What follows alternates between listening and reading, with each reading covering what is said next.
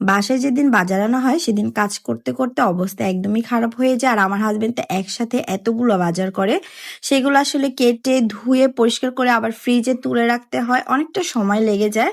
আর ভাত খেতে খেতে প্রায় সন্ধ্যা হয়ে যায়। মাছের পর্ব শেষ করে এবার এসেছি মুরগি কাটার জন্য, তো এবার মুরগিগুলো কেটে নিব। কাজটা শেষ করে খাওয়া দাওয়া করে নিয়েছি, এখন হলো আদা রসুন ব্লেন্ডারে ব্লেন্ড করে নিয়েছি।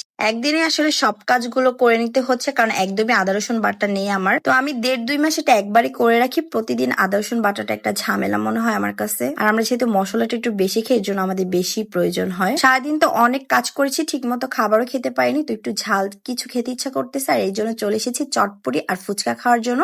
তো আমার আম্মু হলো চটপটি খাচ্ছে আর আমি হলো ফুচকা খাচ্ছি। ঝাল ঝাল ফুচকা খাচ্ছিলাম, সারাদিনের ক্লান্তিটা একটু দূর করছিলাম। আমার তো মিষ্টি টক দিয়ে ফুচকা খেতে অনেক ভালো লাগে। তো আপনাদের কার কাছে কোন টকটা দিয়ে ফুচকা খেতে ভালো লাগে অবশ্যই কমেন্টে জানাবেন। সবাই ভালো থাকবেন। আল্লাহ হাফিজ। আসসালামু আলাইকুম।